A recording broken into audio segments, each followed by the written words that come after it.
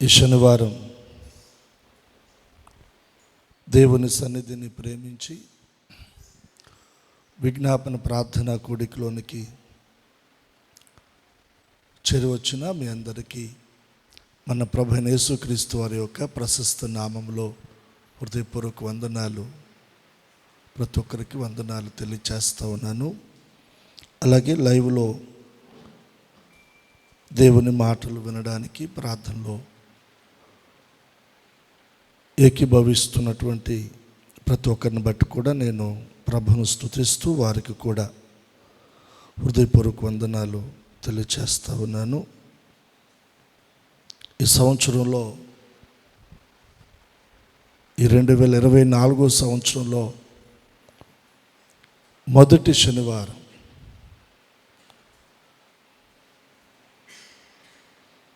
శనివారం మనం దేవుని సన్నిధిలో సమకూర్చబడటానికి ప్రభు మనకి కృపానుగ్రహించారు. 5 దినాలు గడిచిపోయినాయి, 6వ దినం కూడా గడిచిపోతూ ఉంది. దినాలు, వారాలు, మాసాలు, సంవత్సరాలు గతించిపోతుండగా దేవుడు మన జీవితాల్లో తన కార్యాలను నూతనపరచునుగాక. మన ఎడల దేవుని కార్యాలు నూతనపరచబడాలి. మనము కూడా దేవుని సన్నిధిలో నూతనపరచబడాలి. సంవత్సరాలు గతించి వెళ్ళిపోతూ ఉన్నాయి. అలాగే మన జీవితాల్లో పాతవి దేవునికి నచ్చనివి, దేవునికి ఆయాసాన్ని, దుఃఖాన్ని కలిగించేవి, మన ప్రాచీన స్వభావం ఏదైతే ఉందో అది సంపూర్ణంగా గతించిపోవాలి. క్రీస్తునందు మనం ఏమవ్వాలంటే నూతనపరచబడాలి. దేవునికి ఒకసారి చేతులు దేవునికి స్తోత్రం చెల్లిద్దామా? ఏమవ్వాలి మనం చెప్పండి? నూతనపరచబడాలి. దైవజనుడైన పౌలు కొరింథీ సంఘానికి పత్రిక రాస్తూ చక్కటి మాట పలుకుతాడు కదా. కాగా ఎవడైనను క్రీస్తు యేసు నందున్న ఎడల వాడు ఎలా ఉంటాడంట? నూతన సృష్టి. ఒక క్రొత్తగా కనబడతాడు, ఒక నూతనత్వం వారిలో కనబడుతుంది.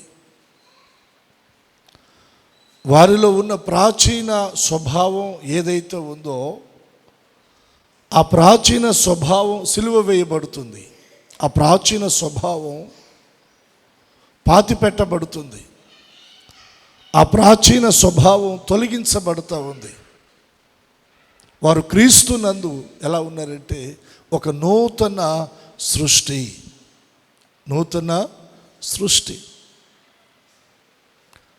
పాత సంవత్సరానికి సంబంధించి రోజులు అక్కర్లేదండి, గంటలు అక్కర్లేదు, నిమిషాల వ్యవధి సమయం ఉన్నా అది 2023 సంవత్సరం కిందే వస్తుంది. కానీ 2024 అని మనం దానిని కౌంట్ చేయం. దానికి సంబంధించిన రోజులన్నీ కంప్లీట్ అవ్వాలి. గడియలు, గంటలు, నిమిషాలు, సెకండ్స్ అన్నీ కూడా అయిపోతేనే 2024 సంవత్సరం క్రొత్త సంవత్సరం వచ్చినట్లు మన జీవితాల్లో కూడా నూతన సృష్టి మనం ఎప్పుడు అవుతామంటే మనలో ఉన్న ప్రాచీన స్వభావం అది సంపూర్ణంగా గతించిపోవాలి. ఒక్కోసారి మనకు అనిపిస్తుంది ఈ చిన్నదే కదా అండి, ఈ చిన్నదే కదా అని. చిన్నదైనా పెద్దదైనా అది ఏదైనా అది ప్రాచీన స్వభావం అయితే అది సంపూర్ణంగా తొలగిపోవాలి. ఎప్పుడైతే మనలో నుండి సంపూర్ణంగా ఆ ప్రాచీన స్వభావం తొలగిపోతుందో అప్పుడు మనం నూతన సృష్టిగా మార్చబడతాం. రెండు చేతులు ఎత్తి దేవునికి ఒకసారి మనం స్తోత్రం చెల్లిద్దామా? చూడండి, ఎఫెసీ పత్రికలో ఈ మాట చక్కగా దైవజనుడు తెలియచేస్తూ ఉన్నాడు. మీరు బైబిల్ తెరిచి ఎఫెసీ పత్రిక మీరు బైబిల్ తెరిచి చూడండి.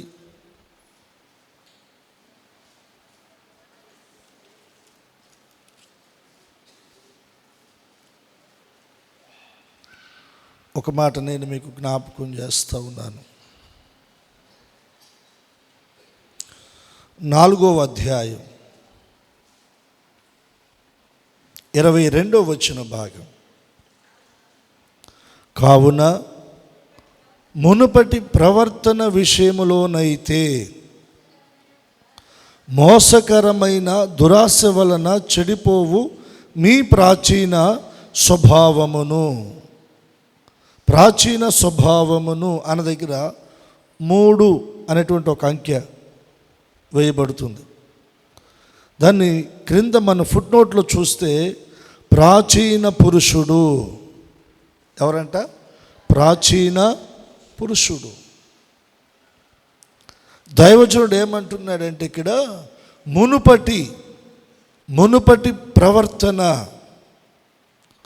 మునుపటి ప్రవర్తన విషయంలోనైతే, మునుపటి ప్రవర్తన ఎలా ఉంది? 1 మోసకరమైన, 2వది దురాశ వలన చెడిపోవు మీ ప్రాచీన స్వభావం. మునుపటి ప్రవర్తనలో మోసము, మునుపటి ప్రవర్తనలో దురాశ, మునుపటి ప్రవర్తనలో చెడుతనం, ఇవన్నీ కూడా ప్రాచీన స్వభావం, ప్రాచీన పురుషుడు, ప్రాచీన స్త్రీ. క్రీస్తునందు మనం లేనప్పుడు, క్రీస్తులో మనం లేనప్పుడు, దేవుని దగ్గరకు మనం రానప్పుడు, దేవునిలోనికి మనం రానప్పుడు, దేవుని వాక్యం మనకు తెలియనప్పుడు, సత్యము మనం ఎరగనప్పుడు, దేవుడంటే మనకు తెలియనప్పుడు మన జీవితాల్లో ప్రాచీన స్వభావం పనిచేసింది. ఏం పనిచేసింది చెప్పండి? ప్రాచీన స్వభావం పనిచేసింది. ఏంటి ఈ ప్రాచీన స్వభావం? దేవుని వాక్యం అంటా ఉంది, మోసకరమైన దురాశ వలన చెడిపోవు మీ ప్రాచీన స్వభావము. దీన్ని మనం ఏం చేయాలి? వదులుకొని. ఏం చేయాలి చెప్పండి? వదిలిపెట్టాలి. వదులుకొని అంటే ఇక్కడ మనం కొంచెం లోతుగా మనం ఆలోచన చేయాలి. వదులుకొని అంటే దాన్ని మనం పట్టుకున్నాం, దేవుడు దానిలో నుండి మనను వేరు చేసి ఆయన ఒక నూతన సృష్టిగా నవీన స్వభావాన్ని మనకిచ్చి తన పోలికలో తన స్వరూపములో తనలాగా మనను చేసుకోవాలని ఆయన ఆశపడుతూ ఉన్నాడు. మనము ఆయనలాగా మారిపోవాలని ఆయన కోరుకుంటూ ఉన్నాడు. అయితే కొన్ని మనం పట్టుకొని ఉన్నాం, వాటిని మనం వదలట్లా. ఏం చేయట్లేదు చెప్పండి? కొన్ని అవి ఏవైనా కానివ్వండి. కొందరేమో పితృ పారంపర్యమైనటువంటి కొన్ని వ్యర్థమైన లోక సంబంధమైనటువంటి కట్టుబాట్లు, ఆచారాలు ఉన్నాయి కదా, వాటిని పట్టుకున్నారు, వదిలిపెట్టడం లేదు.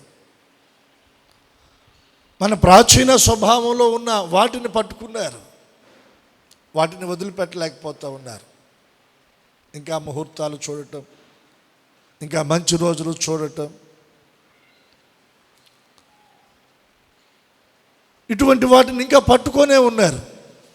ఇంకా కొందరు వారి జీవితంలో అపవిత్రమైనటువంటి మాటలు, వట్టి మాటలు లేదా అపవిత్రమైనటువంటి బూతులు, వాటిని పట్టుకొనే ఉన్నారు, వాటిని వదిలిపెట్టలేకపోతూ ఉన్నారు. అపవిత్రమైనటువంటి అబద్ధాలు పట్టుకొని ఉన్నారు, వాటిని వదిలిపెట్టలేకపోతూ ఉన్నారు. దేవునికి నచ్చని కొన్ని పనులు ఉన్నాయి, వాటిని ఇంకా పట్టుకొని ఉన్నారు, వదిలిపెట్టలేకపోతున్నారు. ఇవన్నీ ప్రాచీన పురుషునిలోనివి, అంటే క్రీస్తులోనికి, దేవుని దగ్గరకు మనం రాక ముందు మనలో ఉన్నాయి, మన స్వభావంలో ఉన్నాయి, మన జీవితాల్లో ఉన్నవి. అవి మనం దేవుళ్ళకి వచ్చినాక కూడా వాటిని ఇంకా మనం పట్టుకొని ఉన్నాం. అయితే దైవజనుడు అంటాడు, వాటిని వదులుకొని ఈ నూతన సంవత్సరంలో మన పాత జీవితంలో ఒకవేళ ఏదైనా దేవునికి నచ్చనివి ఉంటే, వాటిని మనం పట్టుకొని ఉంటే, ఈ నూతన సంవత్సరపు తొలి దినాలలో క్రీస్తునందు మనము నూతన సృష్టిగా మారునట్లుగా వాటిని మనము వదిలిపెట్టుదుముగాక. వదిలిపెట్టే మనస్సు దేవుడు మనకు అనుగ్రహించునుగాక. కోపాన్ని మనం వదిలిపెట్టుదుముగాక. అన్ని గొంతులు వినపడతల్లా, కాస్త ఉండాలే పాస్టర్ గారు అంటారా? దేవుని వాక్యం అంటా ఉంది, కోపచిత్తునితోటి స్నేహాన్ని చేయకు. దేవుని వాక్యం అంటా ఉంది, కోపము మానుము, ఆగ్రహాన్ని విడిచిపెట్టు. ఎందుకని? నరుని కోపం అంట దేవుని నీతిని నెరవేర్చదు. సహజంగా మన పెద్దవాళ్ళు చెప్పారు, తన కోపమే తనకేమవుతుంది చెప్పండి? శత్రువు అవుతుంది. ఒక్కోసారి కోపంలో మనం తీసుకునే నిర్ణయాలు, ఆవేశంలో మనం చేసే కొన్ని పనులు, ఆ తర్వాత వాటి వలన వచ్చే నష్టాలు మన జీవితంలో ఇంత అంతా కాదండి. కోపాన్ని మానాలి, ఆగ్రహాన్ని మనం విడిచిపెట్టాలి, వదులుకోవాలి. దాన్ని మనం పట్టుకోకూడదు. అసూయ మనం వదిలిపెట్టాలి, ద్వేషాన్ని మనం వదిలిపెట్టాలి, కక్షను మనం వదిలిపెట్టాలి, అసమాధానాన్ని వదిలిపెట్టాలి. ఇవన్నీ ప్రాచీన స్వభావంలో ఉన్నవి, వీటన్నిటిని మనం వదిలిపెట్టాలి. మునుపటి ప్రవర్తన విషయంలోనైతే మోసకరమైన దురాశ వలన చెడిపోవు మీ ప్రాచీన స్వభావాన్ని వదులుకొని ఈ నూతన సంవత్సరపు తొలి దినాలలో మన జీవితాల్లో, మన ఆధ్యాత్మిక భక్తి జీవితంలో కొన్ని తీర్మానాలు మనం చేసుకోవాలి. దేవుని దగ్గర మనం కొన్ని నిబంధనలు చేయాలి, కొన్ని ఒడంబడికలు మనం చేయాలి. ప్రభువా, ఈ సంవత్సరం నేను నీ కొరకు ఇలా ఉంటాను, దీన్ని విడిచిపెడతాను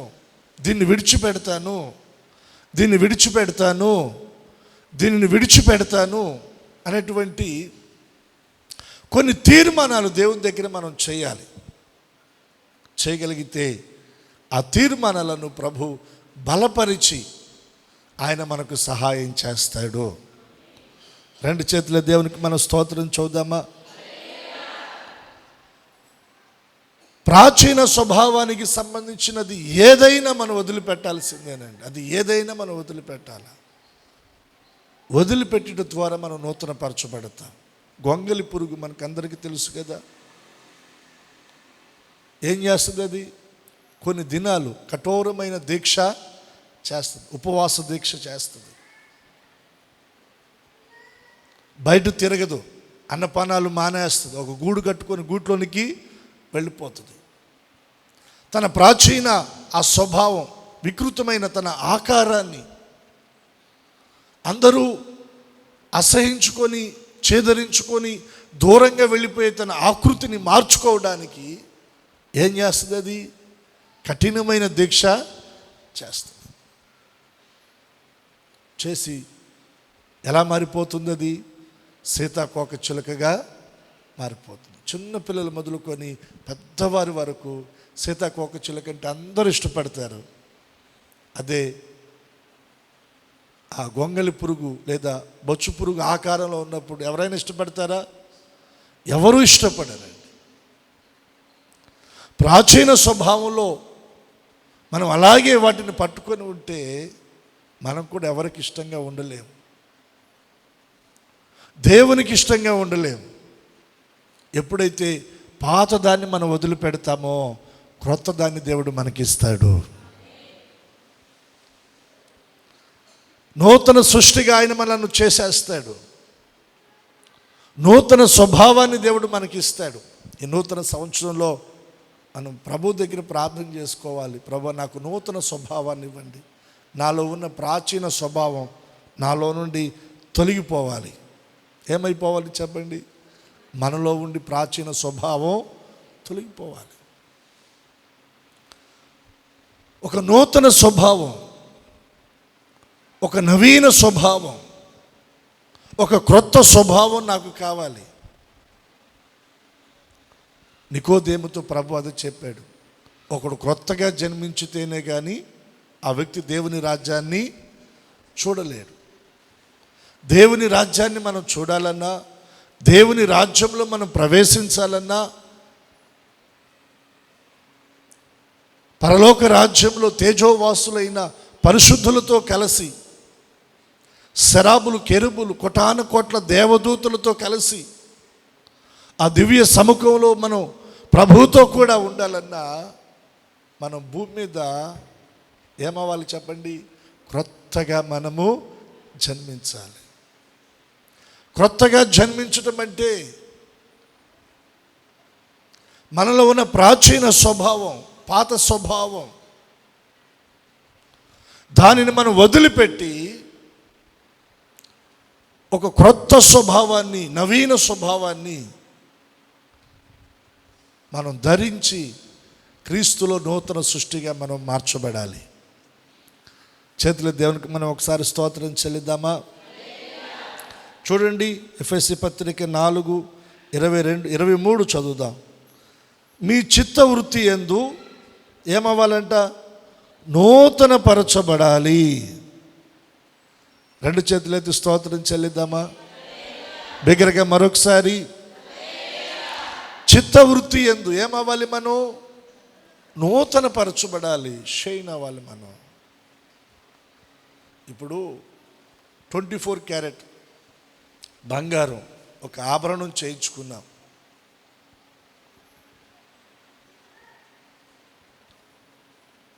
చాలా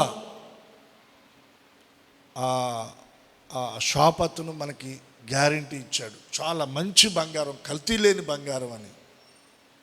కల్తీ లేని బంగారం, మంచి బంగారం, 24 క్యారెట్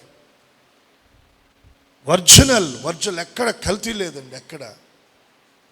కొన్నప్పుడు ఎలా ఉంటుంది అది? షాప్లో మనం తీసుకునేటప్పుడు దగ మెరుస్తూ ఉంటుంది. దాన్ని మనం తీసుకున్న తర్వాత, దాన్ని వెల చెల్లించి దాన్ని మనం తీసుకున్న తర్వాత దాన్ని మనం ధరిస్తాం. రోజులు, వారాలు, మాసాలు గడుస్తూ ఉంటాయి. గడుస్తున్నప్పుడు ఏమవుతూ ఉంటుంది? అది ఆ షైన్ పోతూ ఉంటుందా? పోదా? ఆ తలుకుమని మెరిసే ఆ మెరుపు ఏమవుతుంది? పోతుంది. అంటే దాని మీదకి ఏం చేరుతుంది? మస్టు. అది మనకు కనపడతా చేరుద్దా? చెప్పాలి. కావాలని మనం ఏమైనా పోస్తామా?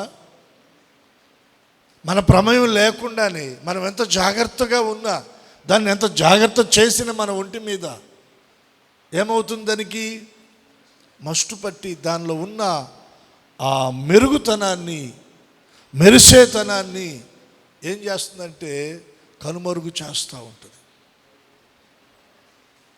దాన్ని అలా వదిలేస్తాం మనం.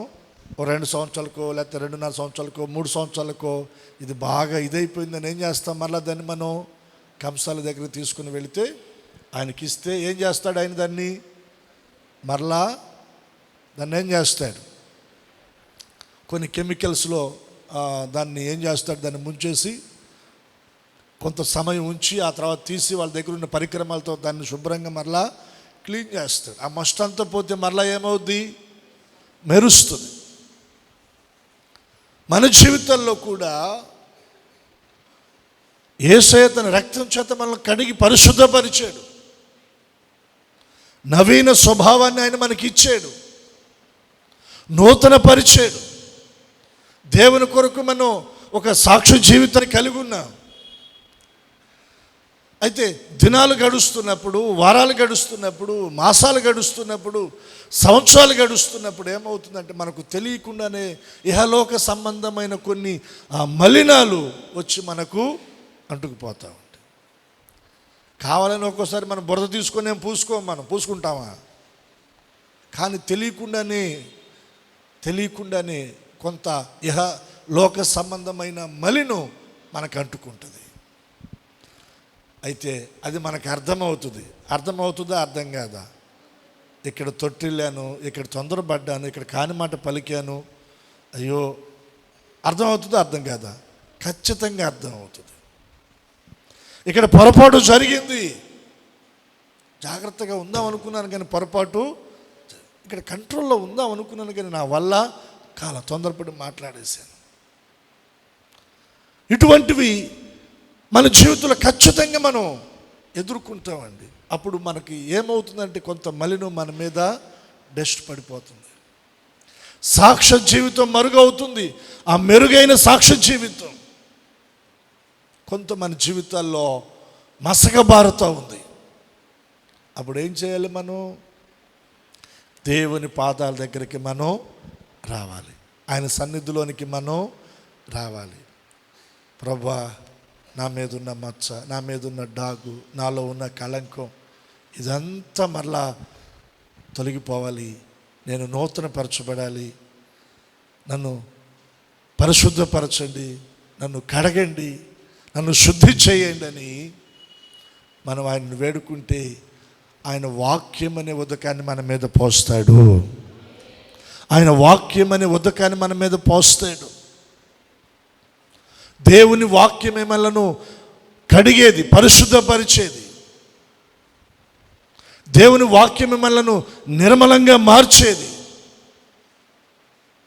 విడిగా నేను 100 మాటలు చెప్పినా చాలయ్యా అంటారు, కానీ దేవుడు ఒక మాట చెప్తే మనలో ఏం కలుగుతుందో తెలుసా? అవును కదా, ఇక్కడ నేను తొందరపడ్డాను కదా, ఇక్కడ నేను తొట్టిల్లాను కదా, ఇక్కడ నేను పడిపోయాను కదా, ఇక్కడ అనవసరంగా నేను కోపడ్డాను కదా, నిజమే కదా అని వెంటనే మనలో ఏం కలుగుద్దంటే పశ్చాత్తాపం కలుగుద్ది. పశ్చాత్తాపం కలగంగానే వెంటనే మన కన్నుల వెంబడి కన్నీళ్ళు వస్తాయి. ప్రభు దగ్గర ఒప్పుకుంటాం, అయ్యా ఇక్కడ నేను తొట్టిల్లాను, ఇక్కడ పడిపోయాను, అయ్యో ఇక్కడ తొందరపడ్డాను, ఇక్కడ ఆవేశపడ్డాను, ఇక్కడ కోపడ్డాను, ఈ లోక మాలిన్యం నాకు అంటిందయ్యా, నా కన్ను చెడిపోయిందయ్యా, అపవిత్రమైన మాటలకు చెవిచ్చానయ్యా, వెళ్ళకూడని ప్రదేశాలకు వెళ్ళాను ప్రభువా అని వెంటనే మనలో ప్రభు దగ్గర ఒప్పుకోవటం అనేది జరుగుద్ది. అదే మన పక్కన వాళ్ళు ఎవరైనా చెప్పారనుకో, ఇది రాదు, ఏమొస్తుంది? కోపం వస్తుంది. ఇది నువ్వు చూసుకోవా, మాకు తెలుసులే కానీ అంటామనమా? ఎవరైనా మనకి చెప్తే సహజంగా మనలో ఈ స్వభావం, ఈ మాటే వస్తుంది. అదే దేవుడు తన వాక్కు ద్వారా మాట్లాడితే మనలో ఏం కలుగుద్దంటే పశ్చాత్తాపం కలుగుద్ది. పశ్చాత్తాపం కలిగితే కన్నుల వెంబడి కన్నీళ్ళు వస్తాయి. ఏడవమంటే ఏడుస్తామా మనం? చెప్పండి, ఉత్తగా ఏడుస్తాం మనం? కానీ దేవుడు మాట్లాడితే ఖచ్చితంగా ఏడుస్తాం. కన్నుల వెంబడి ఏమొచ్చేస్తాయి? కన్నీళ్ళు వచ్చేస్తాయి. దేనికవి? పశ్చాత్తాపంతో దేవుని దగ్గర ఒప్పేసుకుంటాం. అప్పుడు ఆయన ఏం చేస్తాడు? ఆయన తన అమూల్యమైన పరిశుద్ధ రక్తాన్ని మన పైన ప్రోక్షించి మనల్ని ఆయన పరిశుద్ధపరుస్తాడు. మరలా మన మీద మనకంటిన ఆ మలినం, ఆ మరకలు ఏవైతే ఉన్నావో వాటన్నిటిని ఆయన కడిగేస్తాడు. మనం నూతన పరచబెడతాం. మరలా అప్పుడు మనకు అనిపిస్తుంది, ఈ పొరపాటు ఇంక నేను మరలా చేయకూడదు, ఈసారి అడుగేసేటప్పుడు జాగ్రత్తగా వేయాలి, నేను నా పాదం తొట్టెళ్ళకుండా నేను చూసుకోవాలి అని చక్కగా వాక్యపు వెలుగులో మనం ముందుకు వెళ్తామండి. వాక్యపు వెలుగులో మనం ముందుకు వెళ్తాం. ఇక్కడ దేవుని వాక్యములో దైవజుడు అంటున్నాడు, మీ చిత్తవృత్తి యందు నూతన పరచబడిన వారై. నూతన సంవత్సరాలని మనం సంబరాలు చేసుకుంటున్నాం. అయితే మన ఆలోచన నూతనపరచబడాలి. మనం ఆలోచించే విధానం, మన తలంపులు నూతనపరచబడాలి, మన మనసు నూతనపరచబడాలి, మన హృదయం నూతనపరచబడాలి, మన ప్రవర్తన, మన క్రియలు నూతనపరచబడాలి. నూతనపరచబడాలి. గత సంవత్సరం ఎలాగున్నామో ఈ సంవత్సరం కూడా అలాగే ఉంటే ప్రయోజనం ఏమీ లేదు. కాస్త మెరుగు కనబడాలి. హల్లెలూయా. మన మాటల్లో మెరుగు కనబడాలి, మార్పు కనబడాలి, మన ఆలోచనలో మార్పు కనబడాలా, మన ప్రవర్తనలో మార్పు కనబడాలా, మన భక్తిలో మార్పు కనబడాలా, మన ప్రార్థన అనుభవాల్లో మార్పు కనబడాలా, పరిచర్యలో మార్పు కనబడాలా, దేవుని మందిరంలో మనం నడిచే అనుభవాల్లో మార్పు కనబడాలా. గత సంవత్సరం మీద ఈ సంవత్సరం కాస్త మనం ఇంకా నూతనపరచబడాలి. చిత్తవృత్తి ఏంది ఏమవ్వాలి చెప్పండి? నూతనపరచబడాలి. మనం నూతనపరచబడాలి. అలాగే ఉండకూడదండి, అలాగే ఉండకూడదు. నూతనపరచబడాలి. మనం దేవుని దగ్గర మనం కోరుకోవాలి, ప్రభా చిత్తవృత్తి యందు నన్ను నూతనపరచు. నేను ఇంట్లో గత సంవత్సరం కంటే ఈ సంవత్సరం నూతనపరచబడిన వ్యక్తిగా నా పిల్లల దగ్గర నేను కనబడాలి, నా భర్త దగ్గర నేను కనబడాలి, నా భార్య దగ్గర నేను కనబడాలి, సంఘములో నేను కనబడాలి ప్రభా, సమాజంలో నేను కనబడాలయ్యా, నీ దృష్టిలో నేను కనబడాలి ప్రభా. ఆ తృష్ణ మన హృదయంలో కలగాలి, ఆ తృష్ణ మన హృదయంలో కలగాలి. చిత్తవృత్తి యందు నూతనపరచబడినటువంటి వారై 24వ వచనం అంటున్నాడు, నీతియు, చూడండి, నీతియు యథార్థమైన భక్తియు గలవారై దేవుని పోలికగా సృష్టింపబడిన, చేతుల దేవునికి మనం స్తోత్రం చెల్లిద్దాం, నవీన స్వభావమును ధరించుకొనవలెను. ఏం ధరించుకోవాలి? మనం ఏం ధరించుకోవాలి చెప్పాలి? ఏం ధరించుకోవాలి? మనం దేన్ని వదిలిపెట్టాలి? ప్రాచీన స్వభావాన్ని మనం వదిలిపెట్టాలి, నవీన స్వభావాన్ని మనం ధరించుకోవాలి. ఈ నవీన స్వభావంలో ఏమున్నాయి? మొదటిది నీతియు, రెండవది యథార్థమైన భక్తి. ఈ రెండు తర్వాత దేవుని పోలికగా సృష్టింపబడిన, దేవుని పోలికలోనికి మనం వచ్చేయాలి. ఎవరి పోలికలోనికి రావాలి? చాలామంది లోకంలో వారంటే మనకి సంబంధం లేదు, వారిని మనం ఏమనకూడదు. వారికి దేవుడు తెలియదు, దేవుని వాక్యం తెలియదు, పరిశుద్ధత తెలియదు. దేవుని ఎరిగిన వారు, మారు మనసు పొందినవారు, రక్షణ పొందినవారు, బాప్తిజం పొందినవారు, ప్రభు బలలో పాలొందుతున్నవారు, మనం ఎలా ఉండాలి? దేవుని పోలికగా ఉండాలి. మనం రక్షించబడ్డామని చెప్తూ, దేవుని మందిరానికి వస్తున్నామని చెప్తూ, బాప్తిజం పొందిన అనుభవాన్ని కలిగి, దేవుని బిడ్డగా నేను పిలువబడుతున్నాను, దేవుని ప్రజగా పిలువబడుతున్నాను అని చెప్పుకుంటూ కూడా కొందరు సినీ యాక్టర్లు స్టైల్లోనికి మారిపోతూ ఉన్నారు. ఎలా మారిపోతున్నారు? సినీ యాక్టర్లు స్టైల్లోకి మారిపోతూ ఉన్నారు. వారు చెవు పోగులు పెడితే వీళ్ళు చెవు పోగులు పెడుతున్నారు. ఎంత దుర్భరం, ఎంత దౌర్భాగ్యం. వారు అరగుండు చేస్తే వీళ్ళు అరగుండు చేస్తారు. ఏ గుండు? వాళ్ళు అరగుండు చేశారనుకోండి, వీళ్ళు కూడా అరగుండు చేస్తారు. అంటే ఎవరిని బట్టి? వాళ్ళలాగా ఉండాలి. ఎవరిలాగా చెప్పాలా? ఎవరిలాగా? మనం ఎవరిలాగా ఉండాలి? దేవుని పోలికగా, దేవుని పోలికలోనికి మనం మార్చబడాలి. దేవుని పోలిక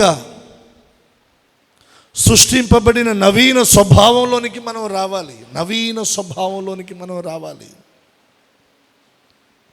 మనల్ని చూస్తే ఎవరిని చూసినట్టు అనిపించాలి చెప్పండి?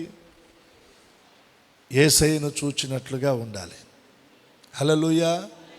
ఇది ఒక రాత్రికి వచ్చేసేది కాదు, ఒక వారానికి వచ్చేసేది. ఇది కఠోరమైన ఒక దీక్ష, సాధకం చేయాలి. భక్తిలో చేస్తే ఒక నాటికి యేసయ్య లాగా మనం మారుతాం. దేవునికి స్తోత్ర. పరిశుద్ధాత్మ దేవునికి మనం అప్పగించుకుంటే ఆయన మనలను మారుస్తాడు. ఎవరి పోలికలోనికి? దేవుని పోలికలోనికి. దేవుని పోలికలోనికి రోజు కొద్దిగా మనం మారిపోవాలి. ఎలా మారాలి చెప్పండి? ఈరోజు కొద్దిగా, రేపు కొద్దిగా, ఎల్లుండి కొద్దిగా, ఇలా చచ్చేలోపు మనం ఎలా మారిపోవాలంటే దేవుని పోలికగా మారిపోవాలి. ప్రభు రాకడ సమయానికి మనం ఆయన పోలికగా మనం మారిపోవాలి. ఆయన పోలికగా మనం మారిపోవాలి. ఆయన పోలికగా మనం మారిపోవాలంటే ముందు అక్కడ ఏమని వ్రాయబడిందంటే, ఒకటి నీతియు. ఏం రావాలి మనలోనికి చెప్పండి? చెప్పాలి. ఏం రావాలి మనలోనికి? నీతి అంటే ఏంటి? నీతి అంటే నేను మీకు చెప్తున్నాను. యేసయ్య బాప్తిజం ఇచ్చు యోహాను దగ్గరికి యోర్దాను నదిలోనికి వెళ్ళి బాప్తిజం పొందబోతున్నప్పుడు, బాప్తిజం ఇచ్చు యోహాను నివారింప చూచాడంట యేసయ్య వైపు, చూపుల్లో అలా చూశాడంట. అంటే యోహాను ఉద్దేశం ఏంటంటే, నేను నీ దగ్గర బాప్తిజం తీసుకోవాల్సిన వాడిని, నేను నీకు బాప్తిజం ఇవ్వటం ఏంటి ప్రభువా అన్నట్టుగా నివారింప చూశాడంట. అప్పుడు బాప్తిజం ఇచ్చు యోహానుతో ప్రభు చెప్పిన మాట, ఇప్పటికీ కానిము నీతి యావత్తు ఇలాగూ నెరవేర్చబడవలసి ఉంది. ఇది తండ్రి చిత్తము, తండ్రి ఏర్పాటు. ఇది దేవుడు నిర్ణయించిన నీతి. ఇప్పటికి కానిము నీతి యావత్తు ఇలాగూ జరగాలి. నీతి అంటే బాప్తిజము పొందటం. ఏం పొందటం చెప్పండి? బాప్తిజం పొందటం. మన జీవితాల్లో మనం బాప్తిజ అనుభవం లేకుండా 4 సంవత్సరాలు, 5 సంవత్సరాలు, 6 సంవత్సరాలు, 8 సంవత్సరాలు, 10 సంవత్సరాలు, 15, 20 సంవత్సరాలు చచ్చేదాకా చచ్చికొచ్చినా మన జీవితంలో ఎప్పటికీ దేవుని సృష్టిగా, దేవుని పోలికలోనికి, దేవుని స్వరూపంలోనికి మనం మార్చబడలేము. దేవుని పోలికలోనికి మనం మార్చబడాలి.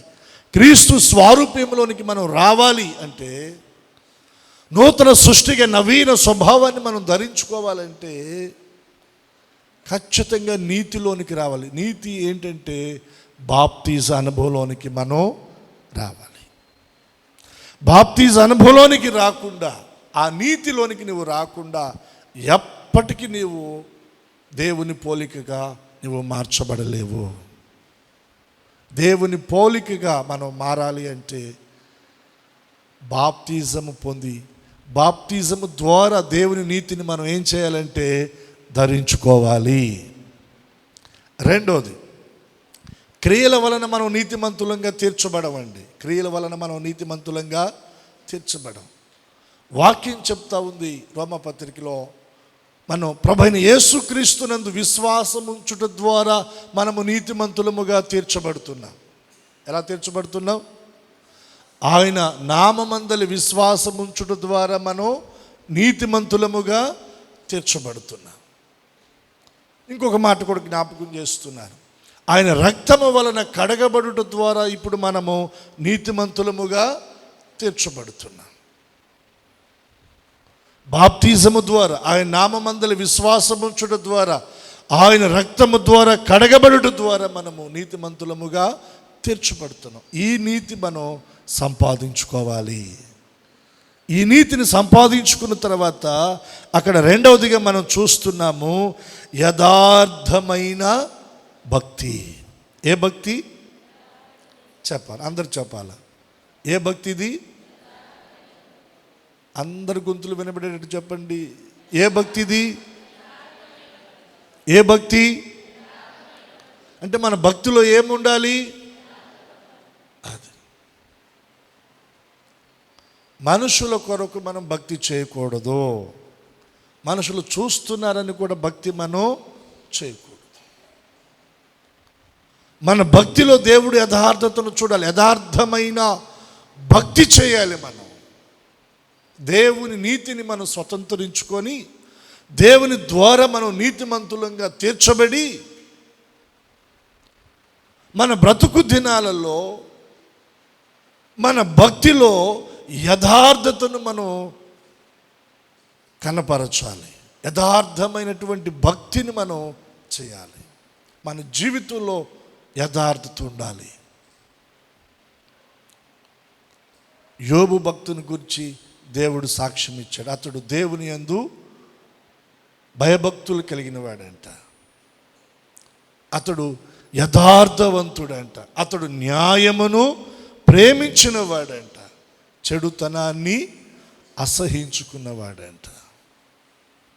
యోబు భక్తుని జీవితంలో యథార్థమైనటువంటి భక్తిని చేశాడు. యథార్థమైన భక్తి ఏంటంటే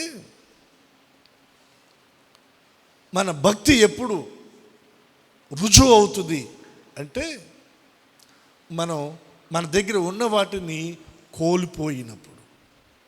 పొందుకున్నప్పుడు కాదండి. పొందుకున్నప్పుడు హ్యాపీ, సంతోషం. కానీ కోల్పోయినప్పుడు భక్తిలో నిలబడగలమా?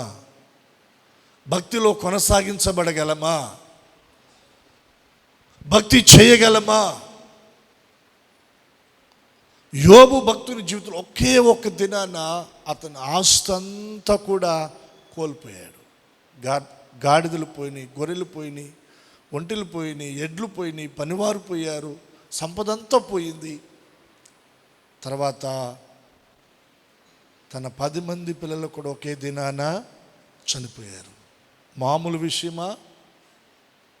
ఆస్తి పోతే పోనివ్వండి, వాళ్ళకైతే రేపు సంపాదించుకోకపోయినా పర్వాలేదు, ఇబ్బంది ఏం లేదు. కానీ ఒక్క దినాన 10 మంది బిడ్డలు చనిపోతే అసలు ఆ పరిస్థితి ఎలా ఉంటుందండి? ఆ పరిస్థితి ఎలా ఉంటుంది? మామూలు విషయమా? కుటుంబాలలో ఎవరైనా ఒకరిని కోల్పోయినప్పుడు, తోబుట్టులు కానీ, బంధువులు కానీ, బిడ్డలు కానీ, భర్తను కానీ, భార్యని కానీ కోల్పోయినప్పుడు ఆ దుఃఖం, ఆ వేదన, ఆ బాధ అది నిజంగా ఎంతగానో ఉంటుంది. సడన్గా ఒకవేళ అటువంటి ఇన్సిడెంట్స్ ఏదైనా జరిగింది అనుకోండి, ఏదైనా అనారోగ్యంతోనో ఇంకొక విధంగా అంటే వయసు పైబడో అలా చనిపోతే కొంచెం తక్కువ ఉంటుంది బాధ. యవన వయసులో సడన్గా అనుకోకుండా మరణం సంభవిస్తే అది మనం తట్టుకోలేక ఒక్కోసారి మన నోట ఏ మాట వస్తుందో కూడా మనకి తెలియదు. ఒక్కోసారి దేవుని దూషిస్తాం, నిందించేస్తాం. ఇక మనం విశ్వాసాన్ని కోల్పోతాం, ఒక్కోసారి భక్తిని విడిచిపెడతాం. కానీ ఎవరొచ్చి ఆదరించలా, ఎవరొచ్చి ఓదార్చలా యోబు భక్తున్నప్పుడు 10 మంది బిడ్డలు, అయ్యా మీ అన్న ఇంట భోజనం చేస్తూ ఉండగా ఒక పెద్ద సుడిగాలు వచ్చిందయ్యా, ఆ సుడిగాలి ఆ ఇంటి నలుదిశలా గోడలను కొట్టిందయ్యా, ఆ గోడలు ఆ సుడిగాలి దెబ్బకి పడిపోయినాయి, ఆ ఇంటి లోనున్న నీ బిడ్డలు యవనులు వారి మీద ఆ గోడలు పడిపోగా ఒక్కసారిగా వారందరూ చనిపోయారయ్యా. ఆ సమాచారం యోబు చెవిని వేయడానికి ఆ పనివాడు వచ్చి ఆ చెవిని వేశాడు. పక్కన బంధువులు ఉన్నారా, స్నేహితులు ఉన్నారా, ఏడుస్తూ ఉంటుంటే యోబు కానీ ఎందుకు జరిగిందోలే అని ఓదార్చిన వారు ఎవరైనా ఉన్నారా? ఎవ్వరు ఓదార్చిన వారు లేరండి. తన ప్రాణాన్ని నిమ్మలపరుచుకొని తన అంతరంగంలో ఎన్నో వేల ప్రశ్నలు, నీకే ఎందుకు ఇలా జరిగింది?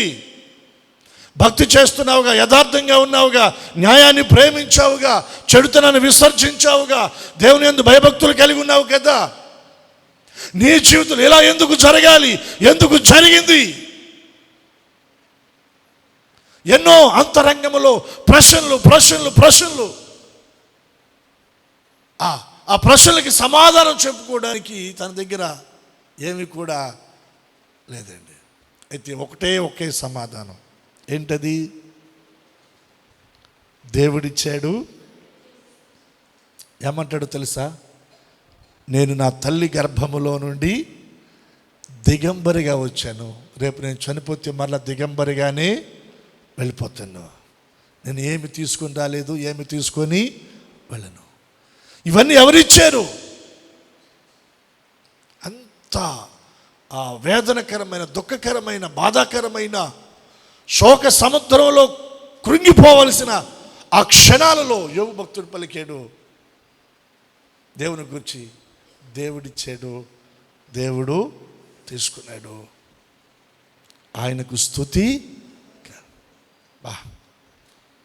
నిజంగా ఎంత గొప్ప మాట అండి, ఎంత గొప్ప మాట. ఏముంది యోబు భక్తిలో? యథార్థత. కోల్పోయినప్పుడు తన భక్తిని విడిచిపెట్టలా. అన్నీ ఉన్నప్పుడు ఎలా దేవుని స్తుతించాడు, ఎలా ప్రార్థించాడు, ఎలా దేవుని సన్నిధికి అడుగులు వేశాడు. కోల్పోయినప్పుడు కూడా అదే అదే అదే యోబు భక్తుని జీవితంలో కనబడుతుంది. హల్లెలూయా. మన జీవితంలో నష్టాల్లో మన భక్తి ఎలా ఉంది, కష్టాల్లో మన భక్తి ఎలా ఉంది, ఇబ్బందుల్లో ఎలా ఉంది, ఇరుకుల్లో ఎలా ఉంది, చేజారినప్పుడు ఎలా ఉంది, ఈ పరిస్థితులు ఎలా ఉంది మన భక్తి? ఇవన్నీ పక్కన పెడితే భార్య వచ్చి అంటుంది, ఇంక నువ్వు యథార్థతను ఎందుకయ్యా ఒక్కసారి దేవుని దూషించి చచ్చిపో. భార్య మాట అంటే నిజంగా కోపం అన్నా రావాలి. తన హృదయంలో ఇంకా వేదన కలిగి, మన వాళ్ళు అంటారు కదా, పచ్చిపుండు మీద మరలా కారం చల్లినట్టుగా, ఆ పుండుకి మళ్ళా పొల్లొచ్చి తగిలినట్టుగా తన భార్య మాటలు నిజంగా తన హృదయాన్ని ఇంకా గాయపరిచి ఉండాలి. ఆ గాయాన్ని బట్టి ఆవేశంతో తను మళ్ళా తిరిగి ఏదైనా అని ఉండాలి. కానీ ఏమన్నాడు? మూర్ఖురాలు, మాట్లాడినట్లు నువ్వు మాట్లాడతగునమ్మా? ఎందుకు అలా మాట్లాడుతున్నావు? దేవుని వలన మేలేనా, కీడు మనం అనుభవింపతగదా? దేవుని వలన మేలేనా, కీడు? దేవుని దగ్గర నుంచి కీడు రాదు. కానీ యోబు భక్తుడు పలికిన మాట, ఒకవేళ కీడు వచ్చినా పర్వాలేదు, ఆయనే మనకు దేవుడు, మనం ఆయన ప్రజలం. మేలైన ఆయనతోనే, కీడైన ఆయనతోనే. ఇది యథార్థమైన భక్తి. లాభమైన దేవునితోనే, నష్టమైన దేవునితోనే, సంతోషమైన దేవునితోనే, దుఃఖమైన దేవునితోనే, కడుపు నిండిన దేవునితోనే, ఒకవేళ ఆకలి కొని ఉన్న దేవునితోనే, బంధువులందరూ నాకు దగ్గరగా ఉన్న దేవునితోనే, ఒకవేళ వారు నన్ను విడిచిపెట్టిన దేవునితోనే. దేవునితోనే. దేవుని వలన మేలేనా, కీడు అనుభవింపతగదా? అలా మాట్లాడు మాకమ్మా అన్నాడు. ఎన్నో విధాలుగా యోబులో ఉన్న యథార్థతను పాడు చేయాలనుకున్నాడు అపవాది. కానీ వాడి వల్ల కాల. ఈ సంవత్సరం మనం యథార్థమైన భక్తి చేద్దాం. ఏ భక్తి చెప్పండి? యథార్థమైన భక్తి. దేవుడు ఎన్నటికీ ఎప్పటికీ మన జీవితంలో ఆయన కీడు చేయడు. కీడు నుండి తప్పించే దేవుడే. కానీ మన ప్రతిష్టత ఎలా ఉండాలో తెలుసా? కీడైనా దేవునితోనే, కీడైనా నా దేవునితోనే అన్న ప్రతిష్టత మన హృదయాల్లో ఉండునుగాక. దేవుని వాక్యం అంటా ఉంది, నీతియు యథార్థమైన భక్తియు గలవారై దేవుని పోలికగా సృష్టింపబడిన నవీన స్వభావాన్ని ఏం చేయాలి? మనం ధరించుకోవాలి. నవీన స్వభావాన్ని ధరించుకోవాలి. ఒక క్రొత్త ధనాన్ని మనం ధరించుకోవాలి. హల్లెలూయా. మన మాటల్లో దేవుడు ఈ సంవత్సరం ఒక క్రొత్త ధనాన్ని దేవుడు మనకు అనుగ్రహించునుగాక. నెమ్మదిగా మాట్లాడదాం, మృదువుగా మాట్లాడదాం, ప్రేమగా మాట్లాడదాం, ఓర్పుగా మాట్లాడదాం. అలా మాట్లాడడానికి ఒక చిన్న ప్రయత్నం మనం ప్రారంభం చేద్దాం. చెప్పేవాళ్ళు పాస్టర్ గారు, అది మామూలు విషయం అంటారా? మనం ఒక అడుగు వేస్తే యేసయ్య మన చేయి పట్టుకొని 100 అడుగులే ఇస్తాడు. హల్లెలూయా. నువ్వు ఆశపడితే దేవుడు నీకు సహాయం చేస్తాడు. లేదు, నా ప్రాచీన స్వభావం నేను వదిలేదే లేదంటావా, ఇక దేవుడు కూడా ఏమీ చేయలేడు. మన జీవితాలు అలాగే ఉండిపోతాయి. దేవుని సేవకునికి బ్రతిమలాడి చెప్తున్నాను, ప్రభా నా నోటికి నీవు కాపుదల పెట్టయ్యా. దావీదు అంటాడు కదా, నా నోటికి నేను చిక్కాన్ని పెట్టుకుంటున్నానయ్యా. భక్తిహీనుల దగ్గర తొందరపడి మాట్లాడకుండా నా నోటిని నేను కాచుకుంటున్నాను. ఎందుకంటే ప్రతి మాట ఒక దినాన, విమర్శ దినాన దేవుడు లెక్కలోకి తీసుకొస్తాడు. తొందరపడి మాట్లాడిన మిరియాం, మోషేని బట్టి తొందరపడి మాట్లాడిన మిరియామి మీదకి దేవుని కోపం వచ్చింది. తొందరపడి మాట్లాడే మాటల్లో ఒకవేళ మనం అనుకోవచ్చు, ఈ రోజున ఇది గడిచిపోయింది కదా అని, ఏం లేదు కదా అని. కానీ ఏదో ఒకరోజు దాని పర్యవేశనం మనం అనుభవించవలసి వస్తుందండి. ఒకసారి ఆ ఎమోషనల్ ఆవేశంలో మనం మాట్లాడేస్తాం. దాన్ని కంట్రోల్ చేసుకోవడానికి ఈ సంవత్సరం ఒక తీర్మానం చేద్దాం. ప్రభా, నా ప్రమేయం లేకుండా వచ్చేస్తుంది కోపం, ఆవేశం, తొందరపడి మాట్లాడేస్తున్నాను, అలా మాట్లాడకూడదు అనుకుంటున్నాను అయ్యా. నాకు నువ్వు సహాయం చేయి.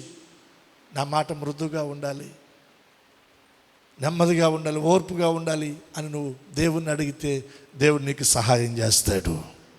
మృదువైన మాట కోపం ఏం చేస్తుంది చెప్పండి? చల్లారుస్తుంది. నీ మాట అనేకుల కోపాన్ని ఏం చేయాలి? చల్లార్చాలి. కుటుంబంలో నీ మాట ఇంట్లో ఉన్న వారందరి కోపాన్ని చల్లార్చాలి. మండే బగ మండే మంటలో నీ మాట నీళ్లు పోసినట్టుగా ఉండాలి. హల్లెలూయా. వారి కోపాలు చల్లబడిపోవాలి. రేగకూడదు, రేపకూడదు కోపాన్ని. మన మాట,